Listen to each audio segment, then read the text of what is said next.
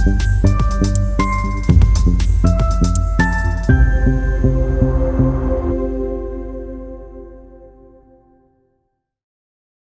everyone, it's 12 o'clock.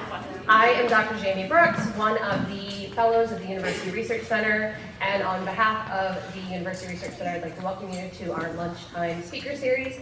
I have the pleasure of introducing our speaker today. Dr. Eric Schmidt earned his undergraduate degree in biological anthropology from Penn State. After a brief stint in the Army, he obtained a master's degree in organismal biology and anatomy from the University of Chicago. He completed his PhD in medical science at the University of Calgary, where he investigated genetic risk factors for cranial malformations, such as cleft lip and palate. He then served as an NIH research scholar at the Washington University School of Medicine in St. Louis, where he studied the genetic relationships between osteoarthritis and healing in laboratory mice, the subject of today's talk. In 2015, he joined us here at the University of Lynchburg, where he is now an associate professor teaching anatomy and pathophysiology in the physician assistant medicine program. So please welcome Dr. Eric Schmidt.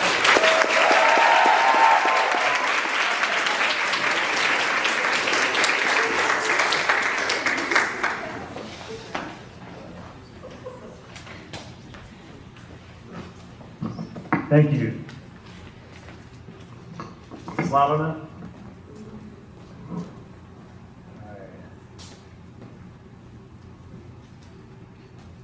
Okay, so I'm going to talk about a long arc of research that goes back to when I was a research scientist at Washington University and that I continue to work on here at Lynchburg. It focuses on this, osteoarthritis, or OA. So what is that? So osteoarthritis is when your cartilages over time shrink, they get thinner, and they degrade and disappear. And this pushes the affected joints through a clinical trajectory where they get stiff initially, and they get stiff and painful, and they get really painful and immobile, and then at some point you just gotta cut the thing out and replace it. And that's the kind of the clinical arc: stiffness, pain, immobility, replacement. What drives that progression?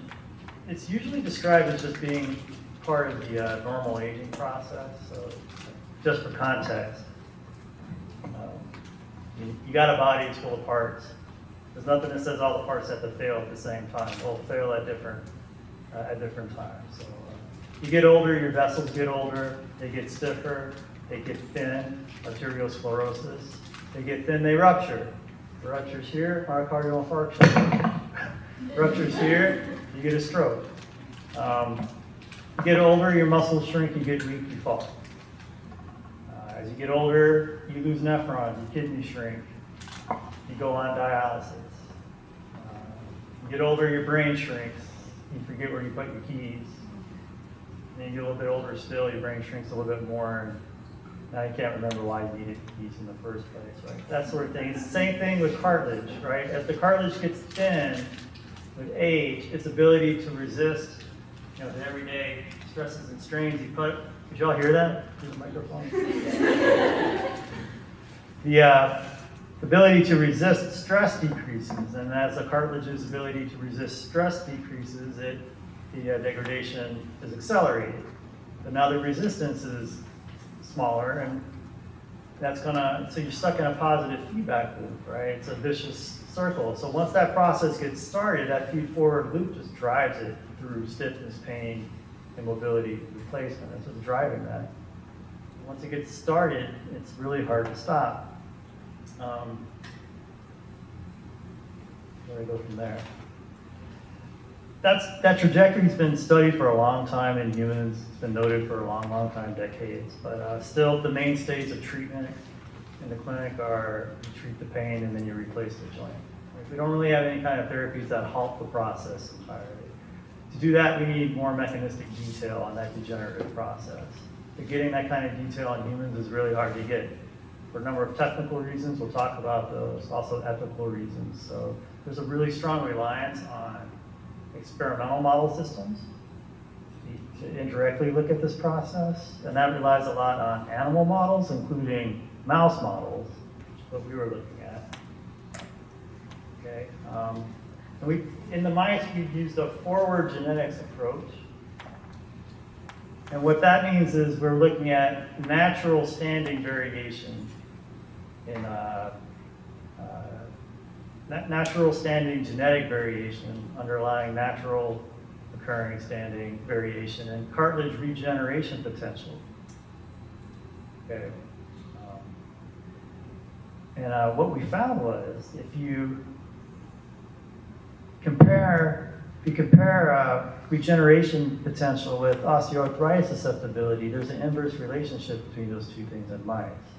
And we're able to further show that the genetic basis of cartilage regenerative potential in mice is largely the same and overlapping with that for osteoarthritis. As if both those things, osteoarthritis and cartilage regenerative potential, are two sides of the same coin, two sides of the same pathophysiological coin. And if that's the case, it will motivate us to rethink or reframe OA, not so much as this inevitable wear and tear, decline of the cartilages over time, but more so as a failure for the cartilages to regenerate. Okay? And if that has a genetic basis, with more study of the genes involved, we might be able to someday identify metabolic pathways that we could probably tweak with pharmacologically, modify and alter that trajectory of OA and keep our joints from, in essence, dying on us. Okay, so that's where we're going to go. You ready? All right. If you have questions, I don't mind if you just ask them during the talk. I'll make sure everyone's on the same page. Okay. Anyway, here we go. So this is the Rye lab. This is Farouk Rye. He was the PI of this lab. He's originally from Pakistan, Lahore, where he trained as a veterinarian. Then he moved to Germany and did postdoctoral work, or did his PhD there and some postdoctoral work in the area of orthopedic research. And then he moved to Washington University School of Medicine and set up a new lab there, which is in St. Louis, which is in America. All right, so that matters here. I put flags next to everybody to remind me of where they came from and where they are now. But for many, many years, we all intersected here on the 11th floor of the orthopedics department. I'm not in the picture because it was taken in 2015, and I had already moved on to Lynchburg. And by December, I just got done teaching my very first 2 semesters. All exhausted from that. But meanwhile, back in St. Louis, still recovering from that, actually. Meanwhile, back in St. Louis, the 11th floor labs were having their holiday party in Prim here. Pigeonholed everybody and got them to take this selfie that they sent me. I don't have another picture that shows so many members of the lab because I've only been using a cell phone for about a year now. I don't have a lot of pictures. That's okay. We'll hear more from Krim later. I want to introduce you to my friend Nabu. Nabu Chinzai, Thai national, ethnically Chinese mother, Japanese father. As far as I can tell, speaks like every language. He's been to every country. Very cosmopolitan guy. But he was in the States for a while doing a residency in orthopedic surgery. And this is what he was working on. This is what he continues to work on now. But there was an interesting twist that diverted his attention from this that we'll get to in a second. But he was focused on a mouse system. It's called the large and small system. Very interesting system of mice. So small is the name of an inbred mouse strain.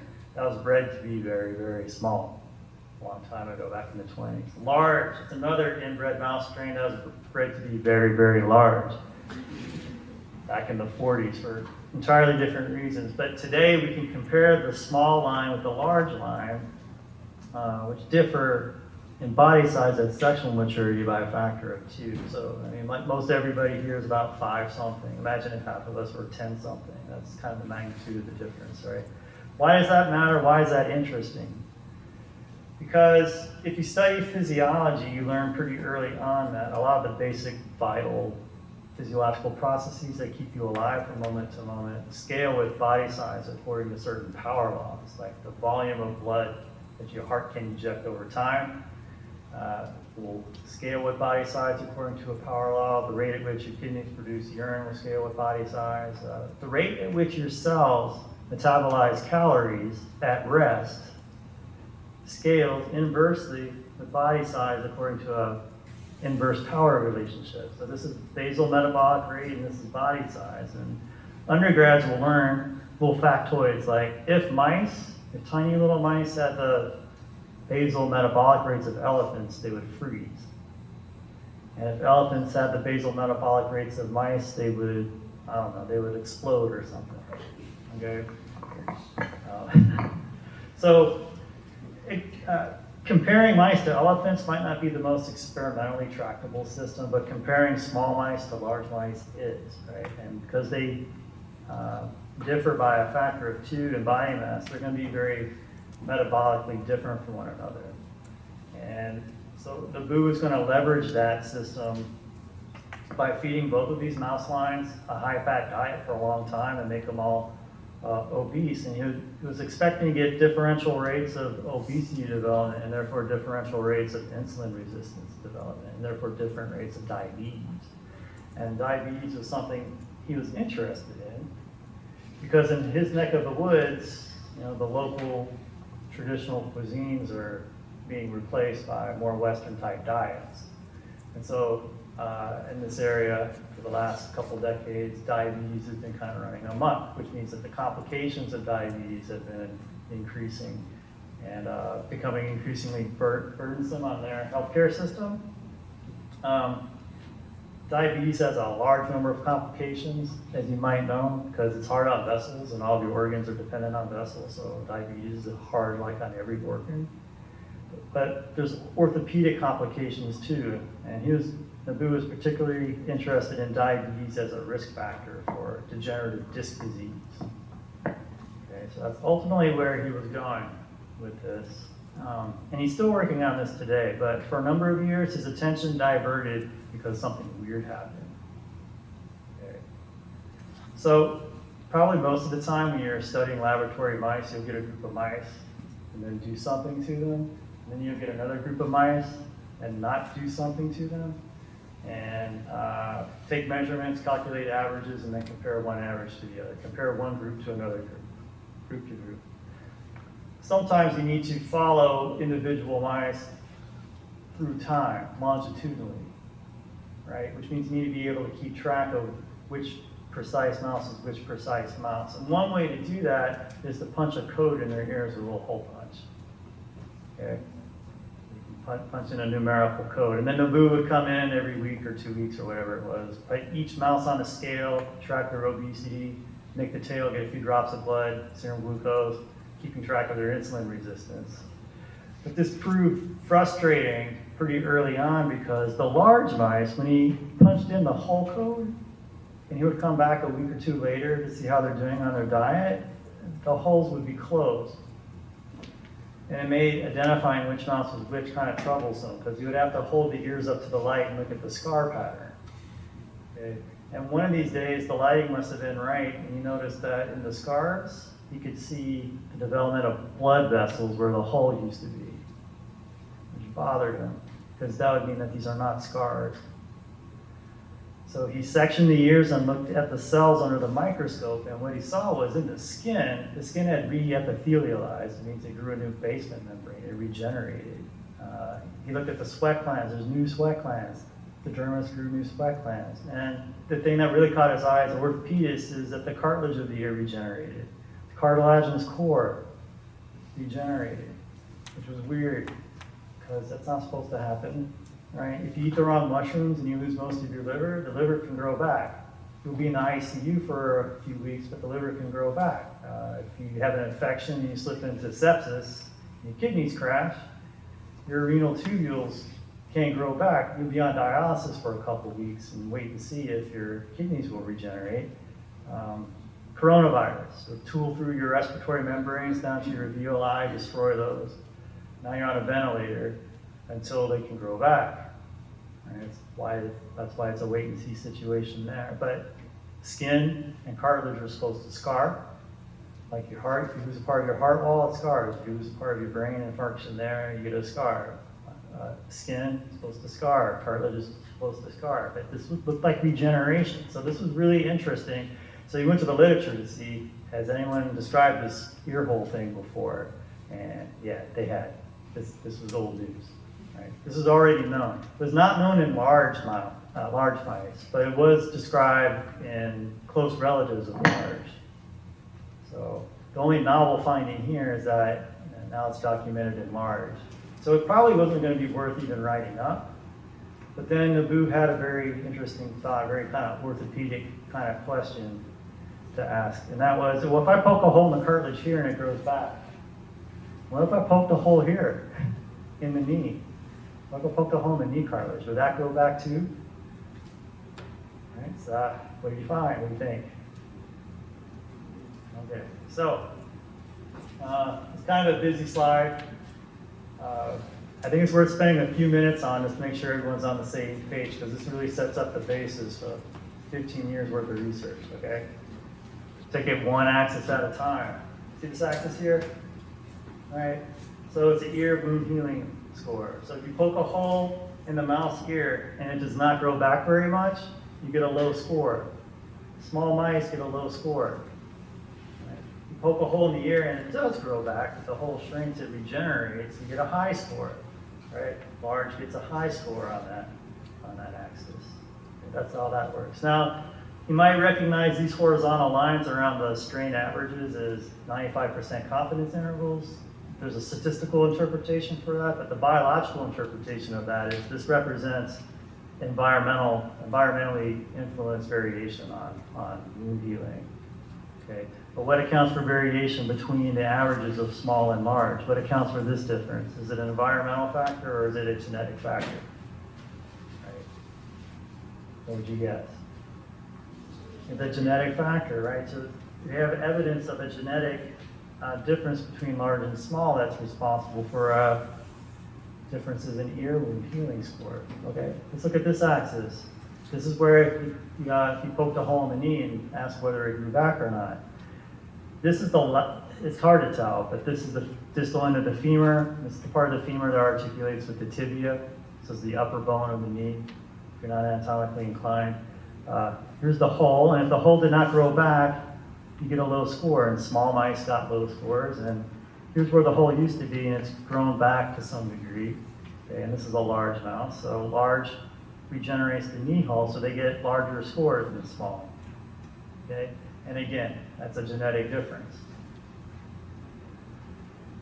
All right, so there's a genetic basis to ear wound healing, and there's a genetic basis to cartilage regeneration in the knee hole. They're both genetic. Now the question is it a genetic difference between large and small due to one gene, or is it due to like a whole bunch of genes? And one way to figure that out is to make what are called interbred crosses, or inbred intercrosses, or recombinant inbred strains. So what this means is you take a small mouse, cross it with a large mouse, you get an F1 generation. But then you keep intercrossing the offspring of successive generations.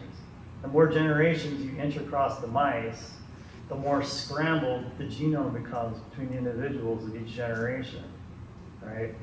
So taking the small chromosomes and the large chromosomes and making random distributions of all those different genetic locations. You do that for a number of generations. At some point, you stop the intercrossing and you start doing brother-sister matings only. And what happens is you get multiple parallel lines of inbred mice. Each line has a unique recombination of the original parental genome. Right? So they're called recombinant inbred strains. if the genetic difference between large and small that's responsible for these two healing phenotypes is due to one gene, you would expect these inbred intercrosses to cluster tightly next to the small and tightly next to the large. But if it's due to a whole bunch of genes, right, where the genetic healing factors in large are randomly distributed across the intercross strains, you would expect to see a smear between large and small, a phenotypic smear. So are we seeing clustering or are we seeing a smear? Here's small on the cartilage regeneration score, here's large. And all the other recombinant inbred lines, those intercrosses are smeared in between. All right, similarly so for the ear wound healing axis. So that tells us that the genetic basis is polygenic. There's multiple genes. It doesn't tell us how many, but it's more than one. And that's a start. Okay? So it's polygenic basis. The other piece of information here that's really interesting is that the smear between large and small is not a circular random smear. It's highly bordered. In fact, it kind of looks like they're all following a common slope line. And if you calculate that, you're calculating a correlation, and the correlation is very strong and it's rather significant. But it's not just a phenotypic correlation, it's a genetic correlation. Okay. Why is it a genetic correlation? That means that the correlation is driven by a common genetic basis. That's what that means. But how do we reason to that? Right? Well, what process was creating variation between large and small here? Was it environment or genetics? And what was causing variation between large and small here? Environment or genetics? Right, so this is a genetic influence trait. This is a genetically influenced trait. That means the covariance between the two is genetically influenced. So it's a correlation driven by common genetics. That means that the genes controlling ear wound healing are largely the same as those controlling cartilage regeneration. Okay? All right, so we have many genes involved. We have overlapping roles in both traits. Now here's the little kind of spin.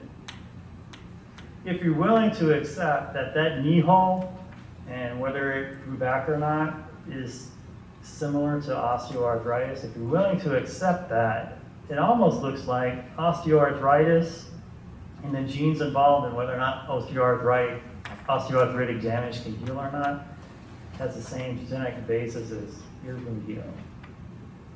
Okay. Which might motivate you to ask the question, is arthritic degeneration a failure to regenerate cartilage? Okay. Is it not just a wear and tear disorder, but is it actually a failure to heal? And if that's the case, what are those genes? And can they be manipulated someday to alter the osteoarthritic trajectory? Right, so this study has motivated, those questions have motivated a 15-year-long research agenda. Okay. All right.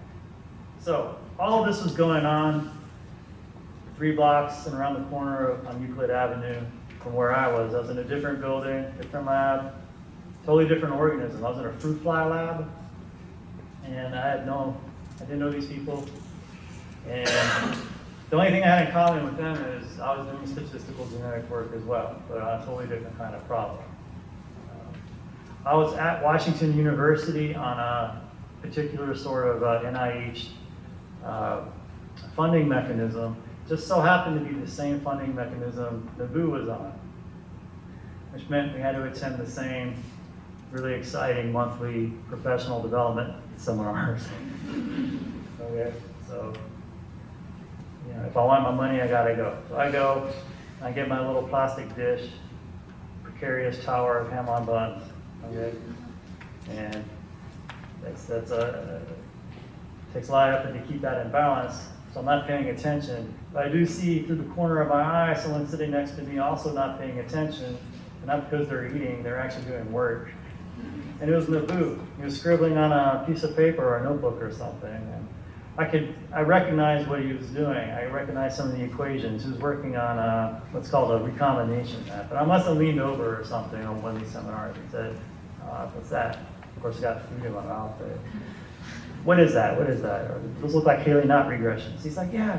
Do you do genetic mapping? I'm like, yeah. He's like, we need to talk. So after the seminar, we talked, and he told me about, his main research idea, but how it diverted in this totally different direction. But also he's telling me about how frustrated he was because as an orthopedic surgeon, statistical genetics wasn't a part of his primary training. So he and his lab were relying really heavily on the statistical genetic consultants that were housed in the human genetics department on the medical campus. And I empathize with that because I interact with those people too. It's always a very humbling experience. Learning statistics from statisticians is pretty brutal. But how else are you going to do it, right? But I was able to answer, my take on stats is I like stats, but stats doesn't like me. I was able to answer some of his questions at that initial meeting, and probably enough that he invited me to some of his lab meetings shortly thereafter, especially after they had just visited the statistical consultants. I basically translated for them and helped them implement the information that they just got. So I became kind of an unofficial member of the lab. It helped me in my own research because I tend to learn things as I teach them. At one of these meetings, I had to relate to them that I'm leaving because I'm probably going to have to move to North Carolina because the boss of my lab, my PI, just got abruptly fired and forced me to retirement. That's a whole story there. But I was putting feelers out in the Research Triangle area in North Carolina. I was probably going to have to go. So I was saying goodbye to all these folks. But Farouk said, no, you don't need to move. You can just join our lab. Right? We have the funding. You can just join our lab. And my initial reaction to that was, no. I didn't say that, but I thought it. And no. You guys are working on osteoarthritis? That's so boring. I don't even know what it is. It's actually worse than boring. I don't even know what it is. I'm interested in their techniques, right? Because it's helping me understand my techniques, but I don't know a thing about osteoarthritis at the time. But the more I thought about it, the more I thought, I just moved to St. Louis and had been there for a few months, and now the prospect of uprooting my family and going to North Carolina, I really did not want to do that. Right? Didn't want to do that. So I said yes. I accepted the position in the lab. It really meant I was really behind because I didn't even know what osteoarthritis was. Right? So I joined the lab, and then I say goodbye and go to the library and figure out what osteoarthritis is. So what is osteoarthritis? So basic schematic of a typical generic mobile joint. You got two bones joined together. Each bone's capped by cartilage and then surrounded by a capsule that secretes a fluid into the space, the synovial fluid. It's your basic mobile joint, synovial joint. The cartilages have no blood supply, which means they cannot get oxygen or glucose except through that synovial fluid. It's a neutrifying fluid, right? It's basically the same system that keeps your lens and cornea alive, but it's in your knee, it's in your finger joints. Okay? Sometimes our immune systems will attack our joint capsules, an autoimmune reaction. And when that happens, the joint capsule tissues become inflamed, the vessels there get really leaky, and that you get an excess of fluid production in the joint space. Okay? And so you wind up with these really enlarged, red-hot swollen joints that are filled with a lot of fluid. And the inflammation that's produced in the synovium destroys the cartilage in the bone. And if you look on an x-ray, you see that the surfaces of the joints are misshapen, and that accounts for the bent out of shape fingers. A rheumatologist would call that ankylosis. Right? Osteoarthritis is very different. Osteoarthritis, the cartilages degenerate, right? And then the exposed bony ends react to that by overgrowing. You get an overproliferation of bone. Orthopedists would call that reactive bone or sclerotic bone or osteophytes or spurs, right? So you wind up with these laterally projecting spurs from the joints, and on x-ray, the joint spaces are very narrow because the cartilage that used to be in those spaces is now gone. And then the bone, the underlying bone, shows up very brightly on the x-ray because it's full of extra bone, it's extra dense. So if you go outside on a day like today and inhale all that new, freshly produced springtime production of the pollen. It gets in your mucous membranes in your eyes, your nose will start to run, your eyes start to run, they get roomy, right? They get wet, they get roomy. Well, if your joints start to hurt and fill up with extra fluid, that's rheumatoid arthritis. Or if your joints start to hurt and they're filled with extra bone, that's osteoarthritis. And this is by far the more common form of arthritis, okay? And this is the form of arthritis that the lab was concerned about. Okay? Where does this happen? Which joints are affected by OA? Look here, look for the bigger circles. Bigger circles means more frequency, darker circles means more intensity. All right. In the upper extremity, shoulder and elbow, relatively spared. The hands take a brutal hit, especially the distal fingertips. In the spine, it's the lower vertebrae that take a bigger hit than the upper vertebrae, lumbar vertebrae. In the lower extremity, hips and knees are hit first.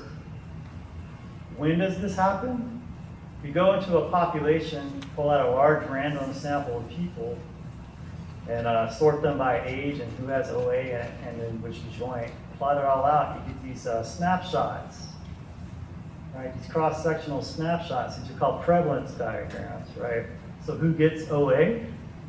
Older people get OA, right? As age increases, OA starts to accrue in the population, especially for older females. All right. This is another sort of study where this line here at the bottom represents how fast OA accrues among those that suffered no knee injury.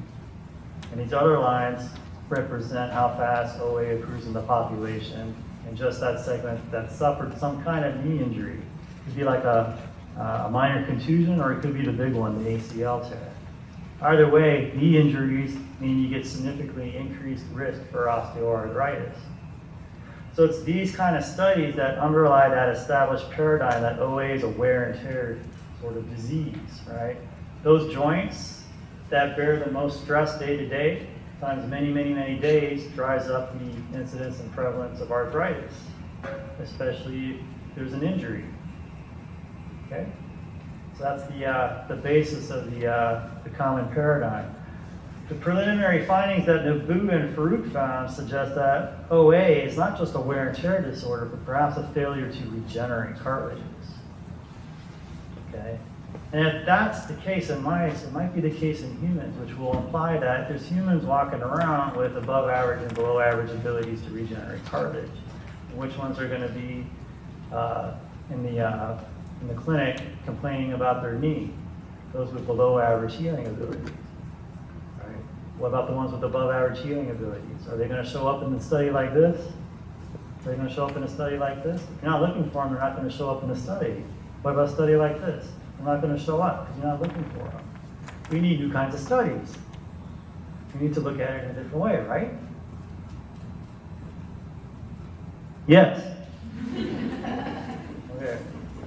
So now I understand where they're coming from. All right, so now I'm up to speed on what OA is and why they're doing it. Okay, so now I'm a part of the lab, and now I'm initiated, I see the light. So we get down to business, and the first order of business is to replicate the findings with a larger data set, but also to put that idea that OA and regeneration are two sides of the same coin, to put that idea to the test,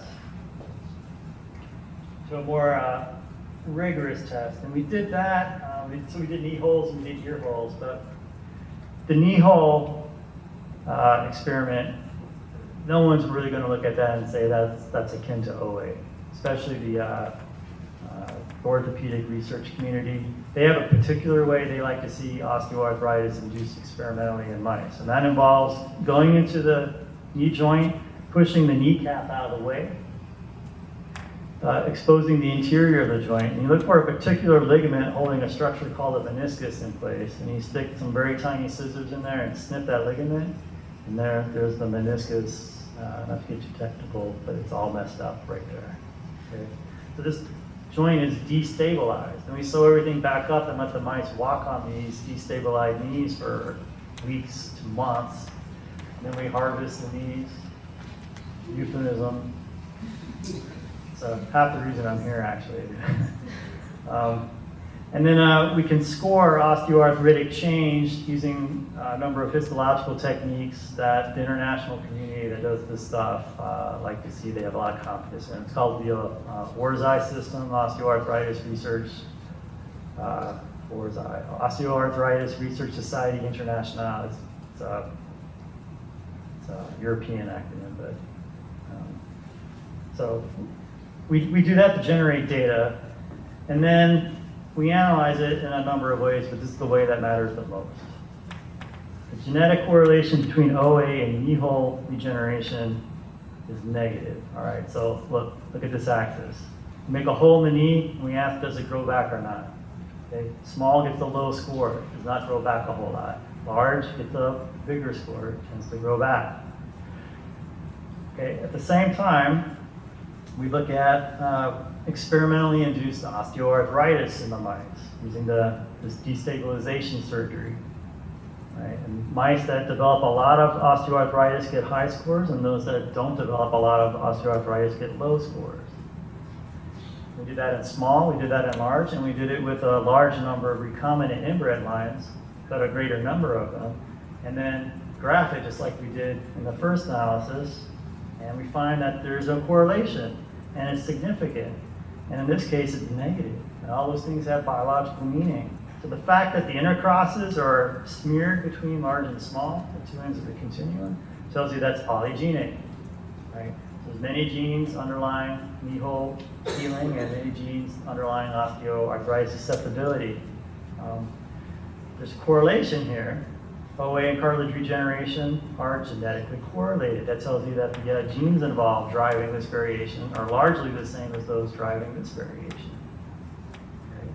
And that correlation is actually negative, which means that OA susceptibility and cartilage regeneration are controlled by the same genes. Okay? So OA and regeneration are two sides of the pathophysiological coin, and there's a strong genetic basis for that. So what are those genes, and what pathways do they operate in? And can we manipulate those pathways to divert someone off the trajectory towards a knee replacement? That's where it's kind of the bigger picture there. Okay? Any questions so far? Yep. For clarification, were these mice still being fed DOBs during this time frame? No, that's going on in parallel. Yeah, right. Okay. Let's take a quick survey of what's going on in the human world at this time. So this is kind of a collection of the papers I would have been reading when I joined the lab. It includes this really classic ortho paper. It's the first paper to document that osteoarthritis in the hand aggregates in families at a rate that exceeds what you would expect by random chance. So evidence of a genetic basis for osteoarthritis. A number of other studies looked at osteoarthritis in a broader array of joints and also found evidence of a genetic basis using a statistic called the heritability, which I want to explain in any kind of detail, but it's a measure of how much phenotypic variation in a trait is attributed to genetic variation as opposed to environmental variation. And so repeatedly, whenever people look for evidence of genetic basis in osteoarthritis, they find something. So there's genetic variation there. But the heritability stat and the genetic correlation that we looked at before can tell you that a trait's strongly or weakly genetic or not, but it can't tell you what genes specifically is driving that. Okay? For that, you need to go to mapping studies and actually ID individual genes that are being transmitted from parents to offspring, and also transmitting OA risk or OA protection, right? And just look at, so these are some of the big papers that, if you were to research at the time, you would find these. They mostly rely on a technique called GWAS, which is genome-wide association studies. But the thing I want to emphasize here is, look, you have to have a sample size of about 3,000 people just to find one causal gene that is associated with increased risk of OA or not, right? 3,000 people, 5,000 people, one whole gene. You increase your sample size by 25 times, you can go from one gene to 8 genes. 25 times extra effort, 8 times more return. Super inefficient. We know there's a lot of genetic variation there to be found, but we can't find the genes in humans. Very difficult. And these are just the studies that were published. Most typical result being 1 gene. What do you think the real typical result of the GWAS study in OA was? 0. Well, not published, right? So there's some bias here. It's actually worse than what that table would indicate. Why? Why does human OA mapping studies, why do they underperform? It's in the clinic, OA is assessed usually by the X-ray, which looks at the bone. And where does osteoarthritis actually start and progress? It's in the cartilage. So we're not even looking in the right place. So we're assessing the phenotype indirectly. And it's worse than that. Most genetic studies trying to map OA genes in humans are looking at people that have come in complaining about their knees, meaning that they're way at the later stages, at the clinically significant stages of the disease process. So not only are we looking at the wrong tissue with the X-ray, but we're looking at the phenotype very late, so we're late to the game. OA is very common. About half of you, by the time you're 50, are going to develop an osteoarthritic joint, at least one. Okay, that means in your control sample, probably half of the people in your control have osteoarthritis. It's just not clinically significant yet. It's subclinical. They're not old enough yet to have osteoarthritis. So half of your controls actually have OA. It's really going to blur the distinction if you're trying to compare healthy people to arthritic people. Right? And then there's more. There's all kinds of sources of environmental confounding, because OA is also correlated with age and sex. But those things are easy to measure, but BMI, that fluctuates over life, right? Occupation, do you sit around all day or do you stand around on your knees all day? Do you jump out of airplanes, do you play semi-professional hockey, right? How do you record that variation in a study? Yeah? Right? And of course, traumas have a big influence on OA development apart from genetics, right? So there's a lot of environmental factors that you have to tease through in order to discover any kind of polygenetic architecture. We can see from animal studies and through heritability studies in humans that the number of genes underlying OA susceptibility probably ranges somewhere between dozens and hundreds, and they all have tiny effects, which means you're looking for a very small genetic needle in a very big environmental haystack, right? And plus you're looking at the wrong phenotype and you're looking way too late. That's why you look at 75,000 people in a GWAS study and you find only 8 genetic factors. Okay? This is why the mice matter. Right? We have direct and early measures of osteoarthritis. We have control over the timing when the OA actually starts, not at the end when they're complaining and asking for a replacement. Control environmental factors. We can control the genetics. And most importantly, we can measure degeneration as well as regeneration, which was missing in all those other studies. Okay.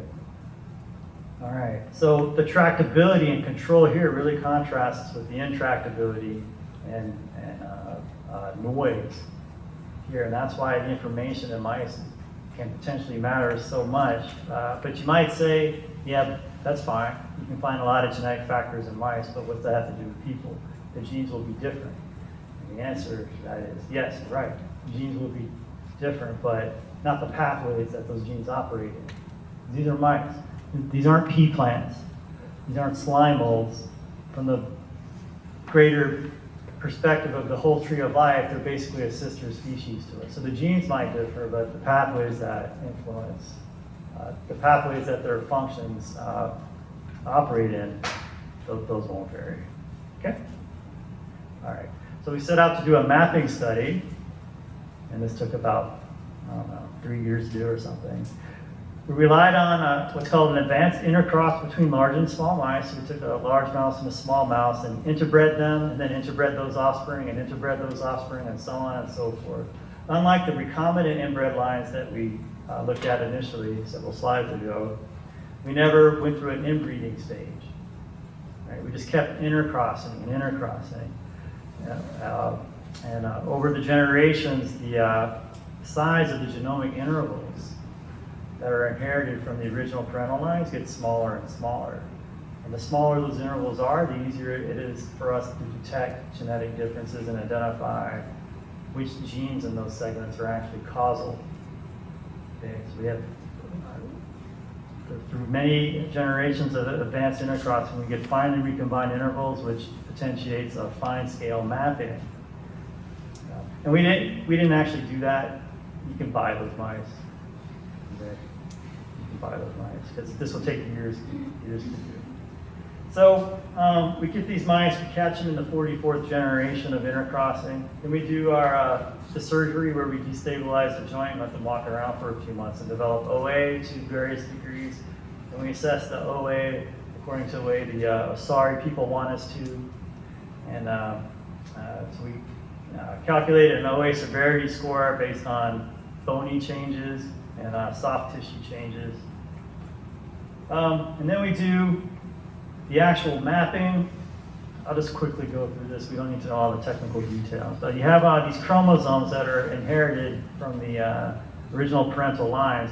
And we use genetic markers that are dispersed across the chromosomes. So we can tell after recombination which chunks of chromosome originally came from the small, which chunks of chromosome originally came from the large. So we use these genotypic markers. We call them SNP markers. We had hundreds per chromosome.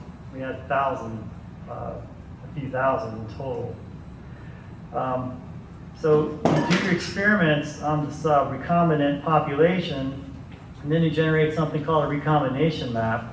And you basically just walk along this map from location to location.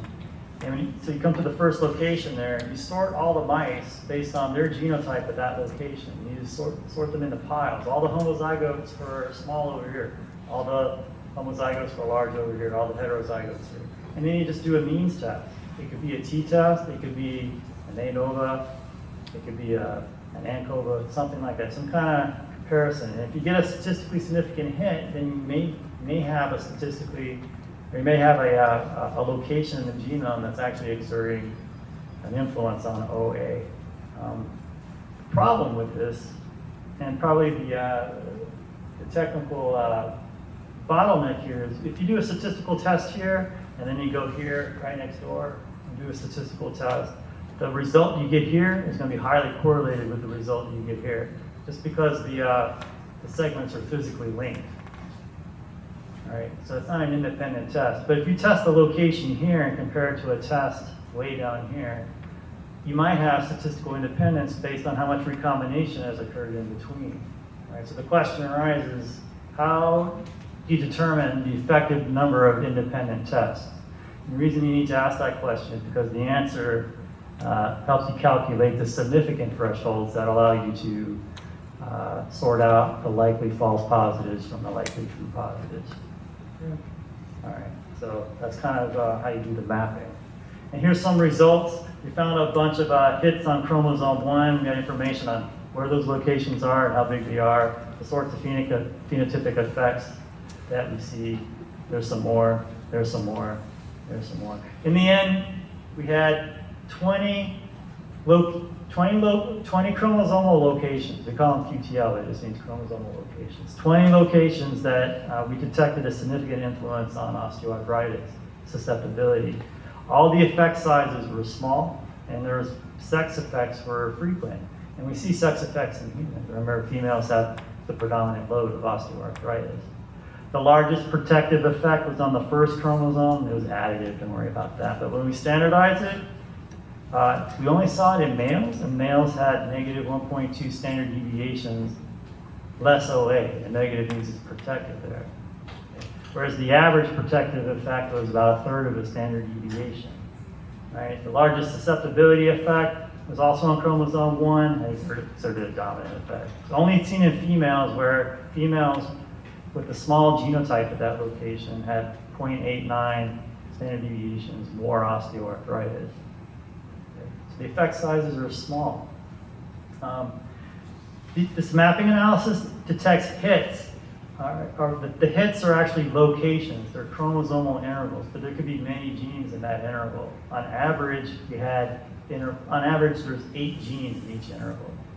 We have 20 intervals. And in the end, if you count up all the genes in those intervals, we had 141 candidate genes, right? If we have 20 locations exerting effect, there's probably about 20 genes that are actually causal in these experiments. Which 20 of those 141 are they? Okay, that's where we go next. How do we figure out which 20 of the 141 matter? And that involves a lot of bioinformatic analysis, and we relied heavily on the statistical consultants, particularly Heather Lawson, a wizard bioinformatician, and she helped us narrow down our 141 candidates to a more sizable 35 or 66, depending on how you look at it. First thing she told us to do is the really obvious thing to do. We didn't actually need to be told this, but just go to PubMed, type in the name of those 141 candidate genes, and see the association all those gene names have with terms like arthritis, bone, calcification, anything skeletal, anything musculoskeletal and degenerative. Right? We do that, we go down to 35. We do a genomic variance analysis. I'll skip the details about how we do that, but that narrows the list down to about 66. Then we do functional studies, and we can actually measure the expression levels of all those 140 candidate genes using a technique called RNA sequencing. Or we can do actual functional tests in well-known genes. So CAR2 and KIF26B were on our list, but they ranked low on our list. But they're very well studied biochemically, which means all the assays that you would need to do to assess their function have already been worked out. You don't have to crack that nut.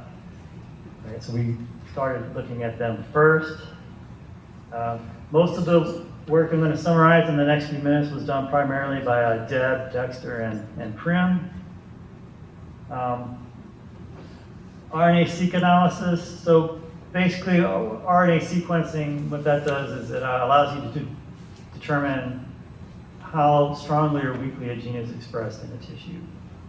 Okay, in essence. And to make a long story short, we did RNA sequencing in the chondrocytes derived from large and small mice, and we found that in large chondrocytes, gene expressions for proteins involved in cartilage development, matrix assembly, and cell proliferation tended to be upregulated, whereas in small mice, they were RNA transcripts there were enriched with functions that related to inflammation or catabolic breakdown processes. Yeah. All right. But how did RNA sequencing help us sort out which of the 140 candidates were causal? None. Zero. Why?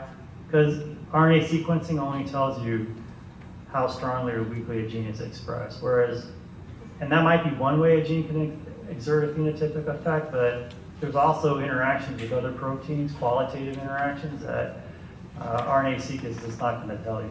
So it'd be like comparing the Moonlight Sonata to Master of Puppets with ears that are only sensitive to note volume, but not pitch or rhythm. Where's the music, right? We need to look at the music.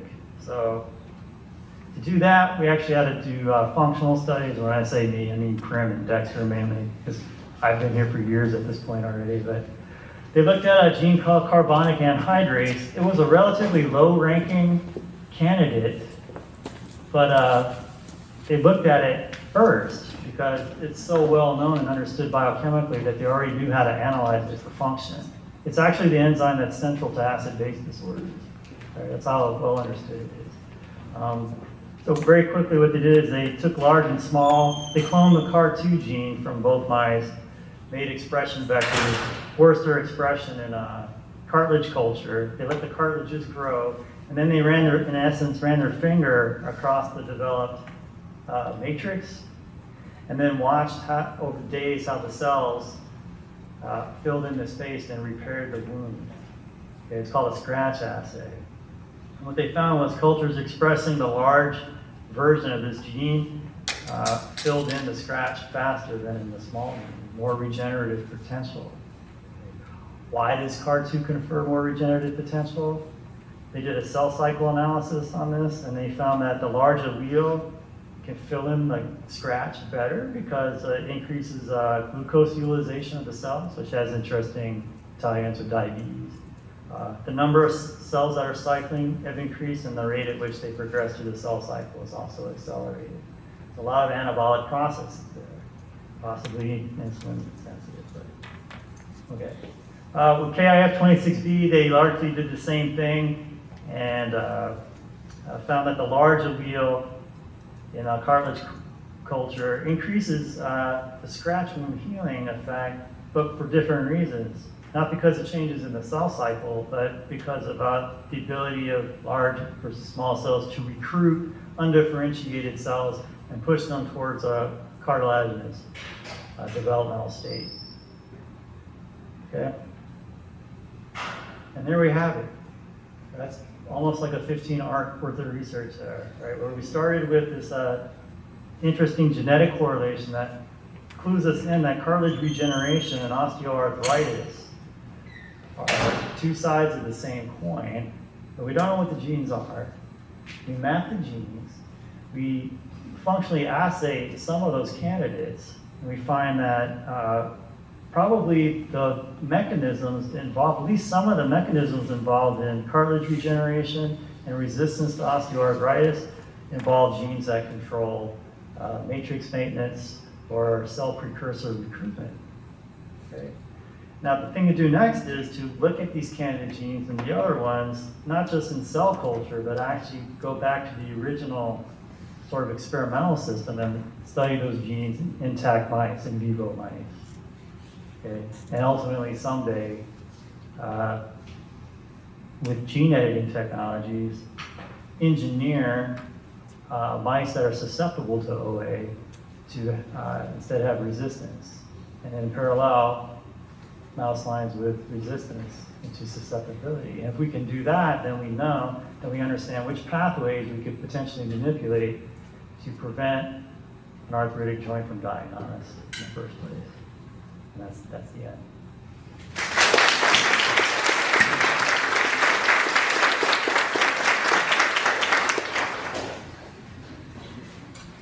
Any questions? Yes.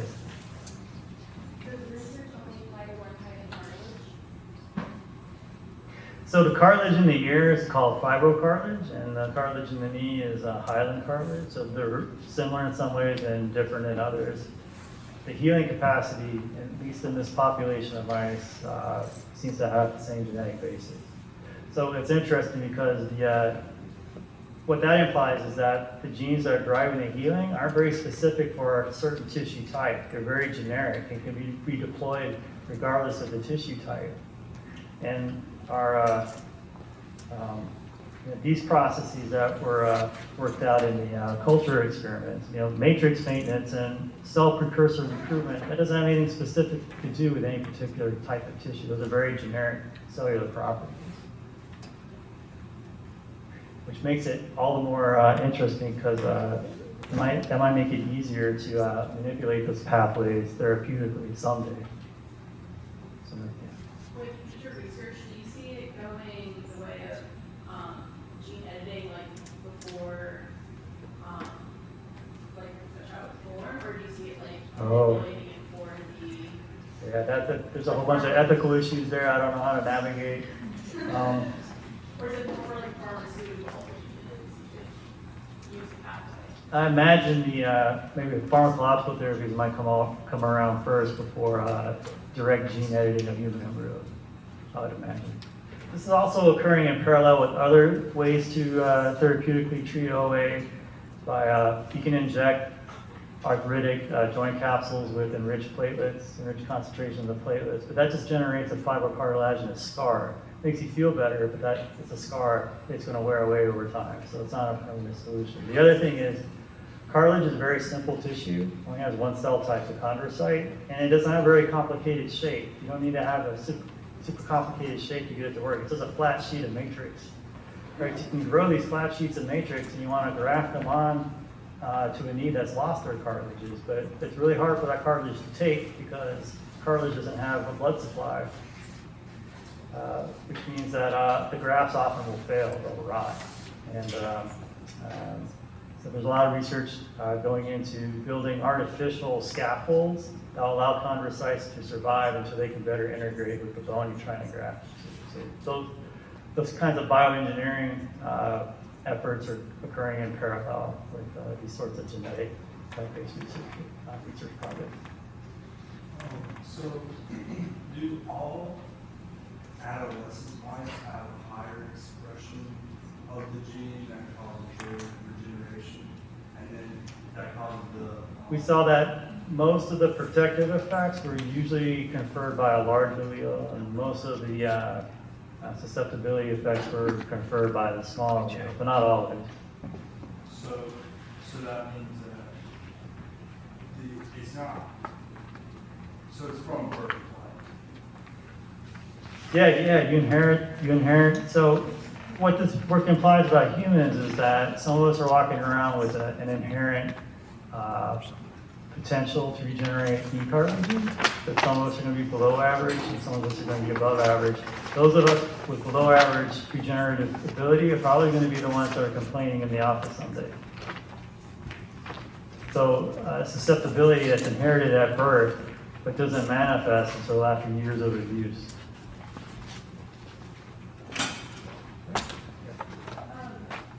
If besides that, you mentioned that the glucose is utilized in the matrix, how would that affect or be affected with some kind of diabetes? I can't say anything very specific, but chronic diabetics, uncontrolled diabetes, that segment of the population has a higher OA burden. They also have a higher rate of degenerative disc disease. Probably because the high glucose levels accelerate the formation of glycation end products, which are inflammatory.